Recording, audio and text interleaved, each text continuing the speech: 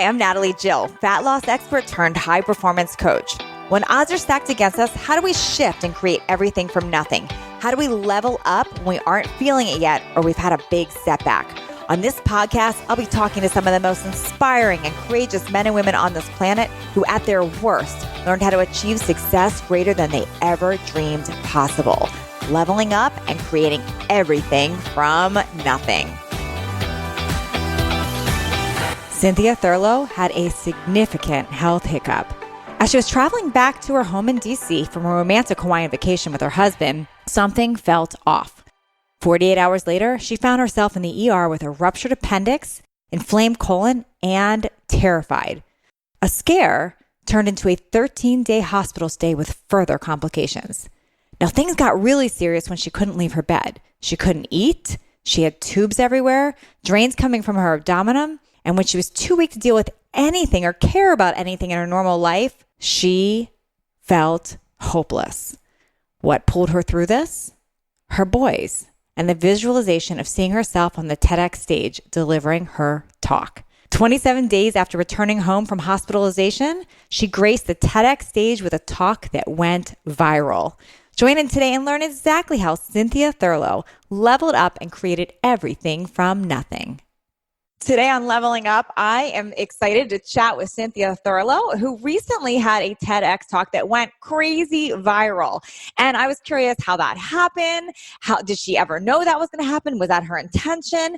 And it's so amazing what she's accomplished and how she did that TED Talk when she did it, which was, I just learned right after she was discharged from a very dangerous health scare.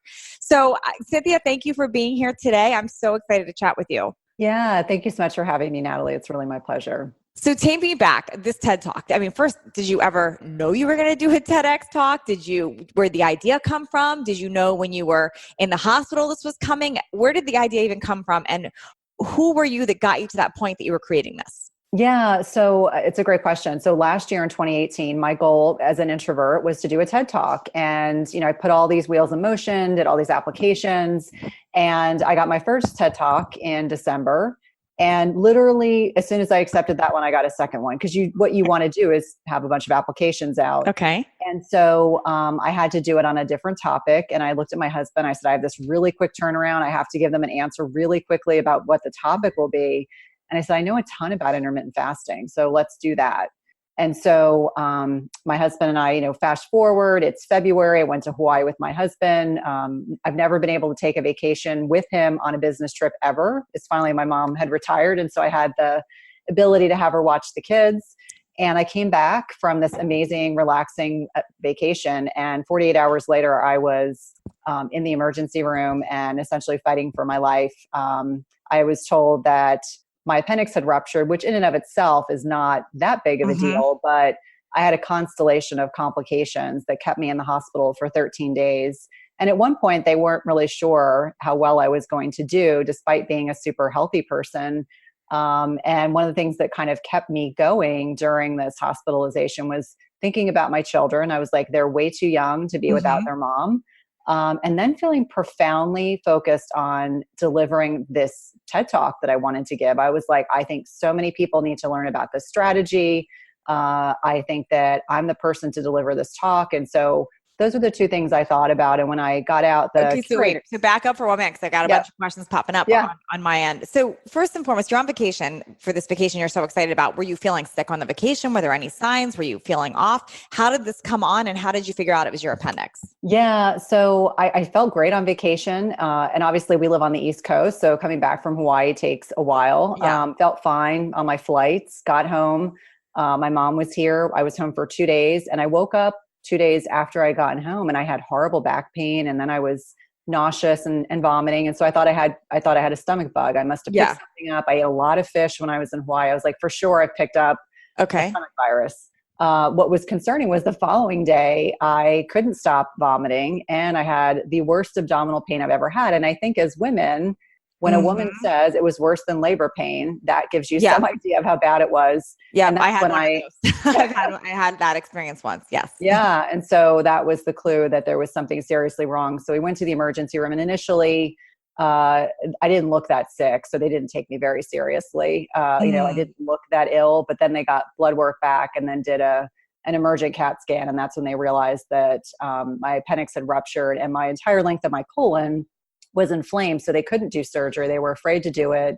They thought they would have to take my entire length of my colon. And for anyone listening who doesn't realize the full implications of what that is, I would wear a bag for the rest of my life. Oh my gosh. They took it out, and that was just not, not acceptable. So, when an appendix rupture, I would imagine there's different stages of it. So like if you had gone earlier, when it was first hurting, was that like before it had ruptured? And now what was making you so sick was the rupture? I'm just curious how that all works. Like what would somebody listening to know and look for? Well, and I can tell you like the classic appendicitis, history is people they won't want to eat. They may be nauseous. They'll run a fever, and they usually will get pain in their right lower abdomen. That's typically how it happens. For me, I never had localized pain. It was diffuse. So what they suspect was that probably when I started getting symptomatic on that Saturday evening was probably when my appendix was probably rupturing.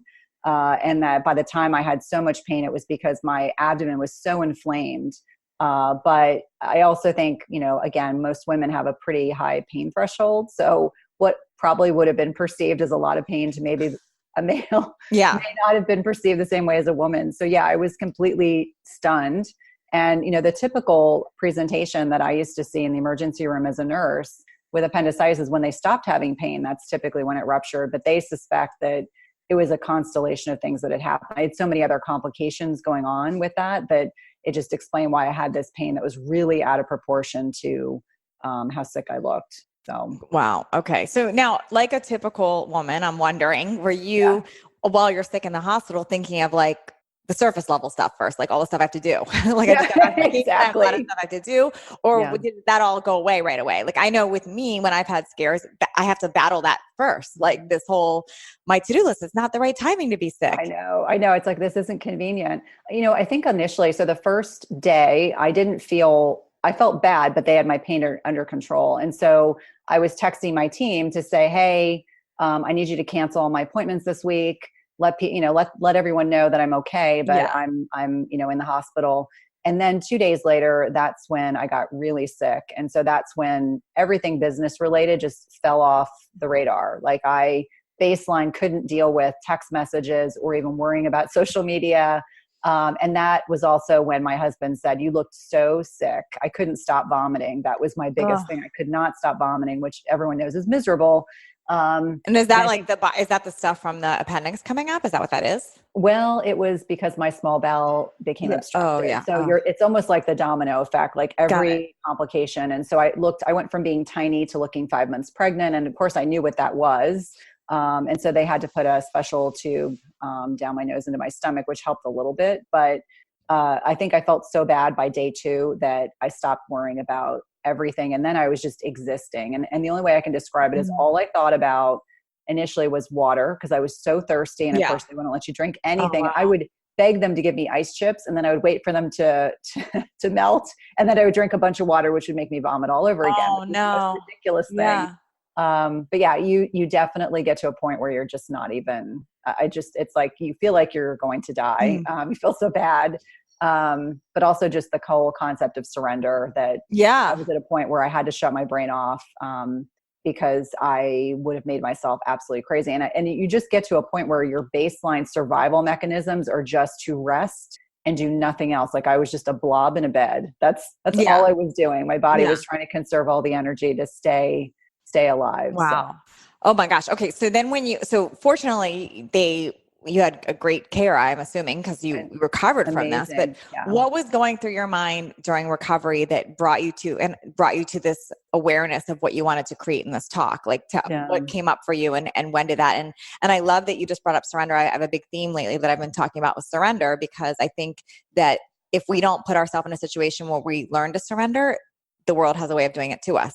So whether it's through illness or something that happens. So it's like a forced thing to learn that.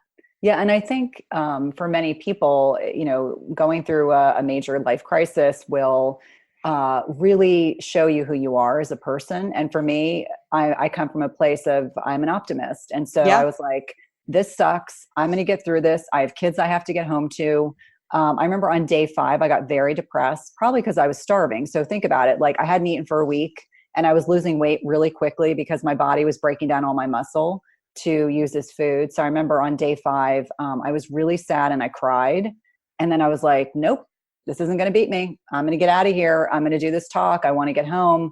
And so I finally allowed them to give me IV nutrition. And so that's when my brain started kind of firing again. And that's when I said to myself that Saturday morning, I was like, I'm going to get out of this hospital. And I'm going to do that talk because it's so important to me. Intellectually, I needed to focus on something other than, of course, being home for my children. But I was like, intellectually, I need to focus on something really positive that could really make a difference. Because I think, whether people believe in the existence of God or they're very spiritual, the universe sent me this as a test. Yeah. It's like, how strong are you? How tough are you? I believe that.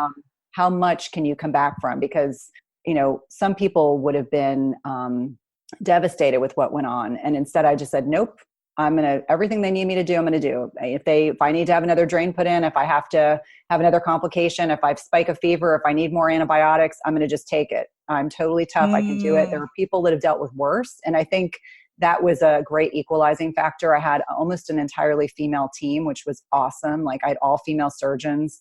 And so they would come in, they saw me a couple times a day and we had some really incredible conversations. And, being a healthcare provider and being on the other side is really, really humbling. And I just said, I'm just so grateful. Like this could be so much worse. I'm just so grateful. So the TED Talk, for those of you that have not heard it, for those that have not heard it, tell us about what that was. Yeah. So it was all about intermittent fasting, and the organizers had asked me to do a female health kind of focus so that it wouldn't be just about men or just about women, just about women. And so I wrote this really with the mindset of the population of women that I really work with that are struggling in their late 30s, early 40s, early 50s and beyond with weight gain and hopelessness and feeling badly about themselves because they aren't feeling like their normal selves. And I was like, hey, here's a strategy that doesn't cost any money, that's totally flexible, that you can integrate into your life wherever you are, whether you're on vacation or at home. And so I felt like it was really important to give women hope that this was something they could do.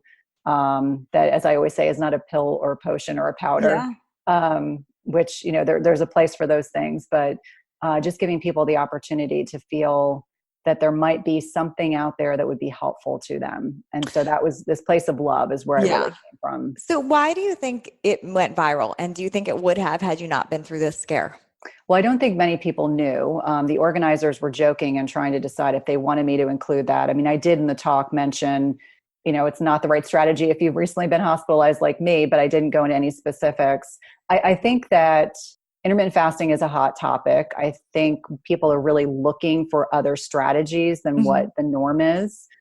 People are curious about it. And I just think it was probably the right topic, right person, right time. And I know a lot of people do TED Talks because they want it to go viral or they want to receive attention. And that wasn't the reason for me doing it. It was really done because I genuinely wanted to share it. And I'm such an introvert, like to get up in front of all those people is like really scary for me. And to have done it 27 days after I got out of the hospital adds another layer of complexity. But do you think that you did it? I mean, do you think that gave you a new level of passion and way of delivering because of that? Because like if this had not happened to you and you had just delivered this, my belief is that you might not have had the same mission or vision or passion behind it. Yeah, absolutely. And I think that it's very humbling to be in a position where you've had a health scare, you've come back from it.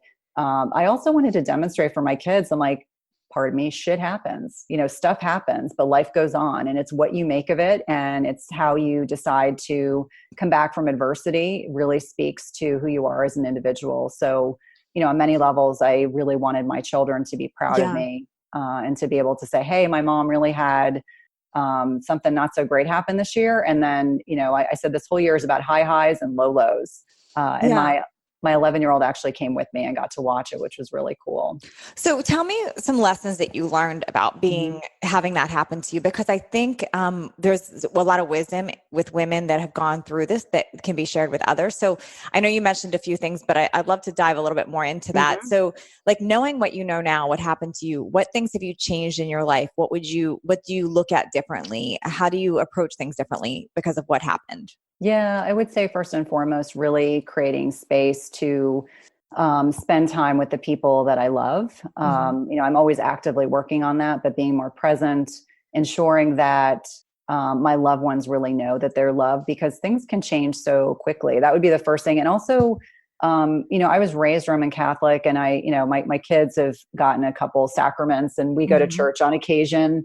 But just the connection with friends who genuinely prayed and, really were sending, warm thoughts, and just the power of love and connection with the people that you're close to is undeniable, because I genuinely felt so much love and support. I think that the big takeaway for me was the concept of surrender. I'm a very much a highly motivated, type A, go, go, go kind of person. Yeah. And to have to turn my brain off and allow other people to care for me. I mean, at the most basic level, like my husband gave me a bath or a shower every day because that made me feel a little bit better. Of course, he loved that. But, I think the concept because he loved taking care of you or being in that role of that. Do you think that was? I think it was a little bit of both. I tend to be kind of feisty. I'm someone, I can do it myself. I don't know what that's like. I'm just kidding. Super independent, sassy. Yeah. So I think for him, he felt like he was helping me in some way. Yeah, I can see that. My husband would be the same way with that. Yeah. And I think that, the concept of allowing others just in general to do for you what you're unable to do for yourself is really humbling. Yeah. And, it was also in many ways, it was wonderful to know that I had trust in these people to do what I needed to have done for me. So being a control freak and being a little bit detail oriented, that was totally. I love that you're talking about surrender right now, because that's been a really heavy theme for me lately. In fact, I've never had a tattoo my whole life, but I had made it clear that I'm getting a tattoo on my arm that says surrender because of the amount of lessons I've had in that. Mostly this year. But what's interesting is for people that don't know what that means, I think we all define it different. I'm going to ask you how you define it in a moment. I defined it as the place of really actually being, it's not about giving up or saying, give me whatever I'm supposed to see. It's about fully being present. It's literally about fully being present and out of your immediate fight or flight, and fully aware of feelings and what's around you and in the moment. And I think it's when we are in the constant to-do list and the hustle and the control, the big word is control, like trying to control others, trying to control ourselves. We are the opposite of surrender, and it's a complete illusion.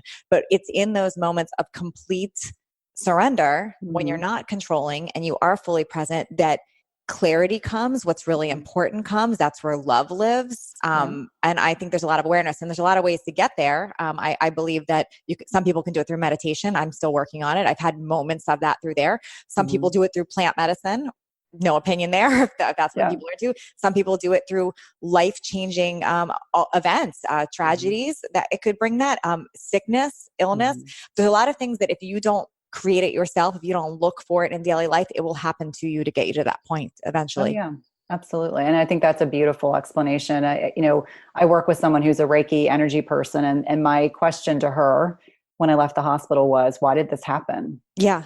And, we had some really spiritual conversations from that. But for me, when I think about surrender, I think people think of the physical sense, but for me, it was very much the emotional, spiritual sense, because I remember very clearly when I felt so bad in the hospital, and, I'm looking out the window and it was snowing, Washington, D.C., it's snowing, and it was a very cold day in February. And I remember just looking outside the window, and it was almost like a sign that it was okay to just be, to just feel in that moment, to experience everything that I was feeling, that it was completely where I was meant to be in time and space. And you mentioned that whole, parasympathetic rest and repose side of our bodies. I was very relaxed. I wasn't vomiting.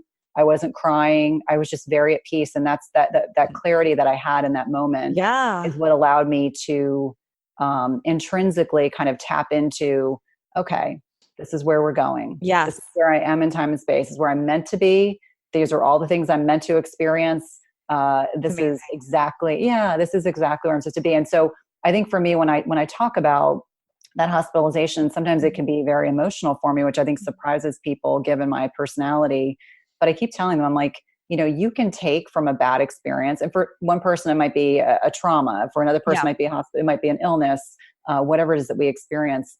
Life gives us the opportunity to decide how we want to view that experience. And for me, I'm going to take all of the, not so unpleasant things, not so pleasant things that happen, and turn it around and make it more about what is life trying to teach Yes. me, I love this. and I being love this. centered. So how will you bring the idea of surrender back into your life? Because, that happened for you. It happened to you, but it also happened for you to get to that place.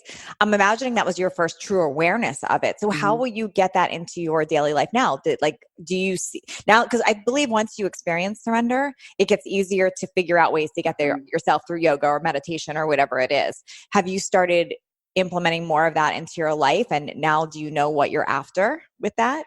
I mean, yes. And it's a constant, thing I have to work on. Even when I'm talking to my patients and saying, you've got to tap into that parasympathetic. I don't care if you put your legs up the wall for, 5 minutes, you need to kind of slow your brain down. So I've definitely started to prioritize specific things in terms of self-care. And, really I can feel when that kind of, sympathetic overdrive starts to happen in my body. And so I try to keep myself centered. Okay, what are we really working on? What are the things you intrinsically have been saying you need to be doing? What can you put into practice? What can be different next time? How can you react differently? And so for me, it's all about the self-care piece. And then also ensuring that I'm honoring like the key priorities in my life. Like, what am I putting into practice what I'm saying I want to do?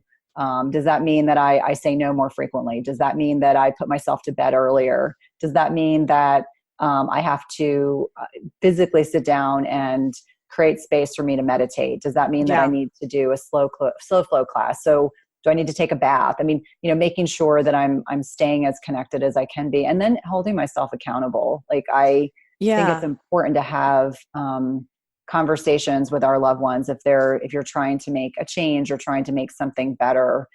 Even with my husband, who I'm married to, a very, very left-brained engineer, MBA guy, telling him, I want you to hold me accountable. Like if I'm not doing the things that I'm saying I'm going to be doing, I want you to tell me so that I can kind of work on cultivating what we've talked about. So I love that. Huh. So what would you tell somebody right now that's listening because I know there's someone listening that's right now going, I don't have time to meditate. I don't have time for self-care. I don't have time to slow down. What would you tell them? It's all about priorities. So I would say just start with 5 minutes. Everyone has 5 minutes. So decide for yourself. And I always say, give yourself a laundry list of 4 or 5 things that you can do for yourself. Even if it's, I'm going to get outside and get sunlight first thing in the morning, 5 or 10 minutes of sunlight, so that you can help reset your circadian rhythm. Or I'm going to put the legs up the wall. I find for a lot of women, that's an easy thing to do. Everyone has 5 minutes to put their legs up the wall. Explain about the legs up on the wall and why that helps. It can help you be centered because you're literally just with your legs up the wall, and it gives you time to think in time and space. You're not being distracted by electronics. You're not being distracted by a pet or a loved one. So don't put your phone when you're legs up on the wall. Yeah, away from all electronics. Scroll Instagram, right? Yeah, exactly. No, definitely off of social media, which can be a blessing and a curse, but just forces you to be present. And I think that we're so distracted as a society that we don't recognize that we're not fully present. I mean, think about, you go out to dinner now and you see you just froze. Together, but they're not connected. Sorry. And so that sense of connection with. Wait, we just froze for a minute. Say what you just. Sorry. That's okay. So I think that we're a society that now is so largely disconnected with one another. And I was using the example of, you see families going out to dinner, and isn't that great? They're all going out to dinner. They're going to share a nice meal, and then everyone's staring at their phone. And parents and kids are doing this. So we're so wildly distracted that it's important that we center ourselves. And sometimes the easiest way to do that is to stop moving and not be distracted. So the visual distraction for a lot of people is hugely beneficial. Or something as simple as like sit for one meal a day and don't be on your computer, on your iPad, on your iPhone.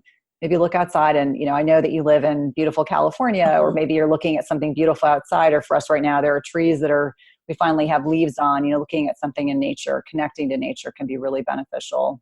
But those kinds of things, just start with 5 minutes a day, and then you can slowly increase it. I love that.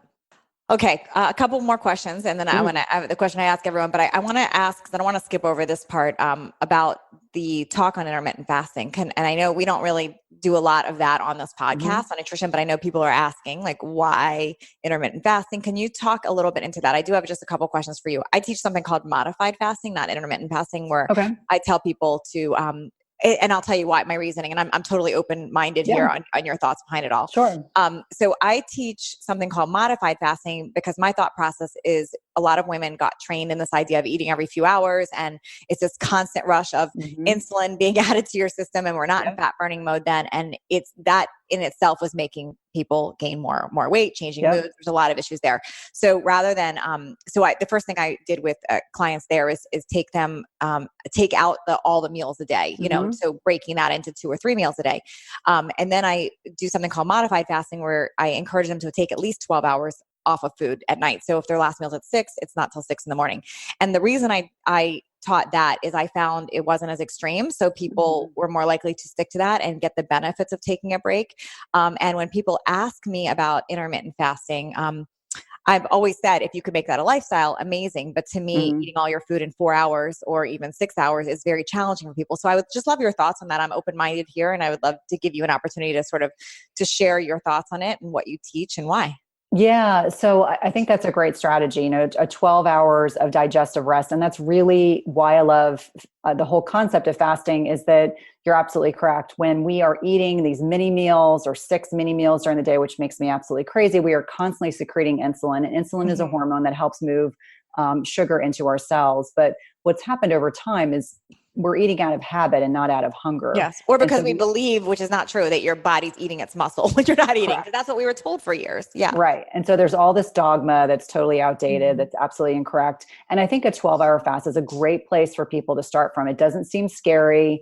I am not an advocate of anyone trying to eat 24 hours worth of calories in 4 hours. I personally, if I ate one meal, 4 hours later, I'm generally not hungry. So that would not work for me. But I think what I typically will recommend is that people aim to try to hit a 16-hour fast. So maybe, you know, for a week you're doing 12 hours, then you increase it to 13, then 14, then 15, then 16. And because we know the benefits of intermittent fasting will actually be improved upon by the longer amount of time, more digestive rest, but you also, you know, scavenge up these, you know, disease cells, you know, this process of autophagy, which is a really cool, nerdy science term. We know that it lowers your insulin levels. Insulin being lower in the body is beneficial. It's great for brain health, helps with mental clarity.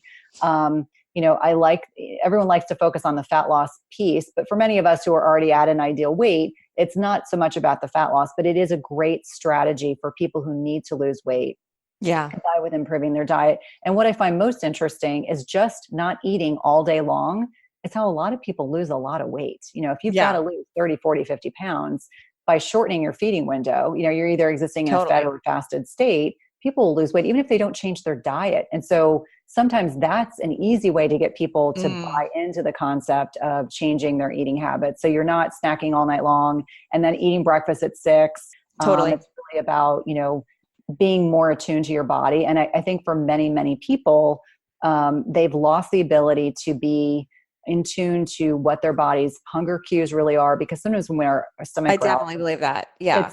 We're thirsty. It's not that we're really hungry. And there's all sorts of strategies you can do. Also the balance of the foods, I mean, like if you're eating, if you're not balancing your protein, carbs, and fats, and you're eating a high starchy carb diet, for instance, you're going to spike your insulin and you're going to be having cravings when you're not actually even really hungry. Right. And it's interesting. I was talking to a physician the other day who, you know, battled back from like a significant obesity problem. And he's a huge advocate of low carb diets, intermittent fasting, all these strategies that most of my Western medicine peers are not really fans of at this point. And what I found really interesting for him when we were talking was talking about the processed food industry and how it's completely derailed many people's ability to be able to control their hunger. And he said, you know, one of the things that's a huge takeaway for me after I spoke to him was, if you can't control someone's hunger, you can't control their weight. Oh, for sure. So, you know, it seems so simplistic, but it really is so critical. You know, we can do all these tricks to deal with our cravings, but if we're not dealing with the big issue, it's not going to be successful. So I'm with you. Intermittent fasting to me is just an incredible way for people to take back control of their health instead of the food taking control of them, which is what I think most people are feeling like they're really failing. And I use their term, not mine, that they're really failing in this health space because they're being taught that they need to eat many meals. They're being taught that they have to have this high grain diet. They need to eat lots of gluten. Yeah. They need to eat a lot of highly inflammatory foods, and they just can't get to a space where they're finding that they're having much success. Yeah. And if anyone listening is defensive of that, what I always say is if it's working for you, go for it. Like if you are feeling great on a high gluten, high grain diet, eating every 2 hours, I'm not trying to change you. But I would say that's not my experience with women. Not the women that are crossing my path. Like that's not the experience. They're not coming to me going, I feel great. Like so why does it hurt to try that? So I like everything you said. My only issue with intermittent fasting, you already addressed, would be when people think they have to have all their food in a 4-hour window and they're like trying to cram in 2,000 calories. And of not necessarily healthy food, because it doesn't work.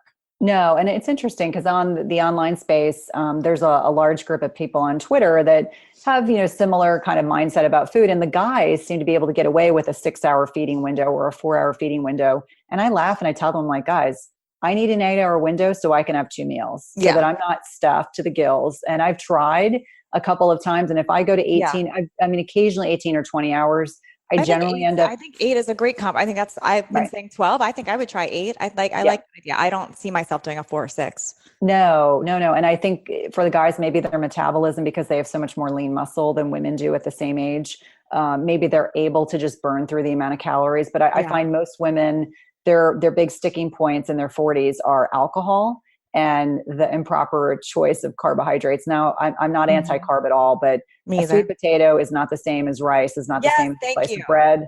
And gluten-free donuts don't count either. That's not. They're going to be higher in sugar even. I know. It's funny. I have a woman that I'm guiding through a keto diet because that's what she wants to do right now.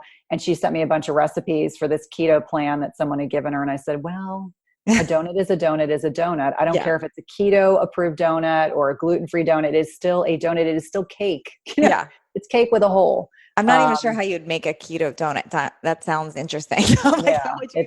No, it sounds like a big fat bomb. But so it's one of those things where I think we have to just get back to giving people like real information. Yeah, I love that. It works for people. 4-hour feeding window or 6-hour feeding window for most people is not doable, especially women. I just don't think it's feasible.